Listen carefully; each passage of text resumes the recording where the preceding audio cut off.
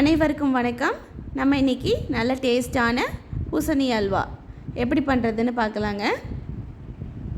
அதுக்கு முதல்ல ஒரு 1/2 கிலோ பூசணிக்காய் எடுத்துருக்குதுங்க. அதில் வந்துட்டு விதை நீக்கி அதுக்கப்புறம் தோலும் நீக்கி எடுத்துக்கோங்க. எடுத்து அதை வந்து நல்லா துருவி அதில் இருக்கிற தண்ணியை வந்து நல்லா வடித்து எடுத்துக்கோங்க. அதுக்கப்புறம் ஒரு கடாயில் நெய் விட்டுக்கோங்க. நெய் உருகுனதும் துருவி வச்சுருக்கிற பூசணிக்காயை எடுத்து உள்ளே ஆட் பண்ணிக்கலாங்க. நல்லா நெய்யில் வந்து கோட்டாகிற மாதிரி நல்லா மிக்ஸ் பண்ணி விட்டுக்கோங்க.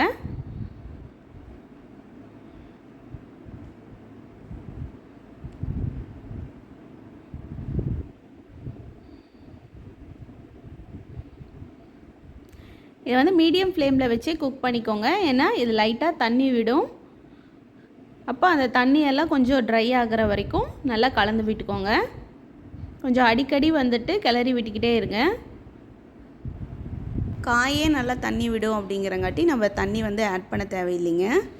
காய் வேகிறதுக்காக ஒரு 10 நிமிஷம் மூடி போட்டு மூடி வச்சுருங்க. அதுக்கப்புறம் எடுத்து பார்த்திங்கன்னா லைட்டாக தண்ணி இருக்கும். நல்லா கலந்து விட்டுக்கோங்க.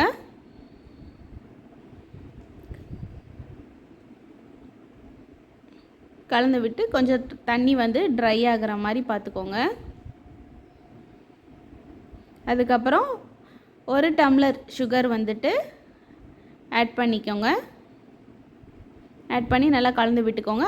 சர்க்கரை கரைஞ்சி வரும்போது லைட்டாக தண்ணி விடுங்க. அப்போது மீடியம் ஃப்ளேம்லேயே வச்சுருக்கும்போது நல்லா அந்த காய் வந்து இன்னும் நல்லா வெந்துக்குங்க. அதுக்கப்புறம் கேசரி பவுடர் வந்து தண்ணியில் மிக்ஸ் பண்ணி அதையும் உள்ளே ஆட் பண்ணிக்கோங்க.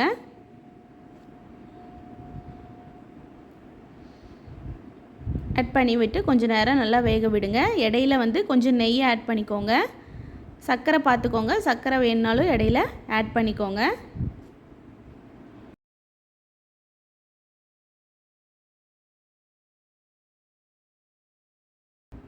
அதுக்கப்புறம் ஒரு மிக்ஸி ஜாரில் 4 ஏலக்காய் கொஞ்சம் சர்க்கரை போட்டு ஏலக்காய் வந்து பொடி பண்ணி எடுத்துக்கோங்க. அதையும் உள்ளே ஆட் பண்ணிக்கோங்க. ஆட் பண்ணிவிட்டு நல்லா கலந்து விட்டுக்கோங்க.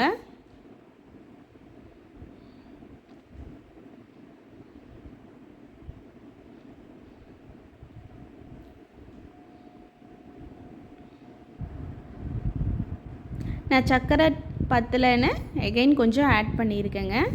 நீங்கள் டேஸ்ட் பார்த்துட்டு ஆட் பண்ணிக்கோங்க. தண்ணி எல்லாம் நல்லா குறைஞ்சி கடைசியில் நெய் வந்துட்டு நல்லா பிரிஞ்சு வருங்க.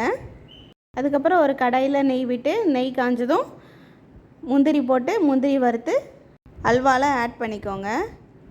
அதுக்கப்புறம் அதே நெய்யில் திராட்சை ஆட் பண்ணிக்கோங்க.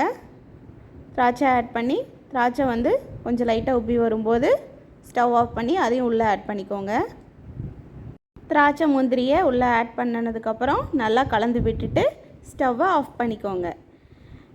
இது கூடவே பூசணி விதை இருந்தாலும் அதை ஆட் பண்ணிக்கலாங்க. அதுக்கப்புறம் கொஞ்சம் செரி இருந்தாலும் ஆட் பண்ணிக்கலாங்க. நல்ல டேஸ்டான பூசணி அல்வா ரெடி. இந்த ஸ்வீட்டை 3 பேர் வரைக்கும் சர்வ் பண்ணலாங்க. இதை காலையில் மத்தியானம் நைட்டு 3 வேளையுமே வந்துட்டு ஒரு பெஸ்ட்டு ஸ்வீட்டாக வந்து இது இருக்குங்க. இந்த வீடியோ உங்களுக்கு பிடிச்சிருந்தால் like, share and subscribe. Thank you for வாட்சிங்.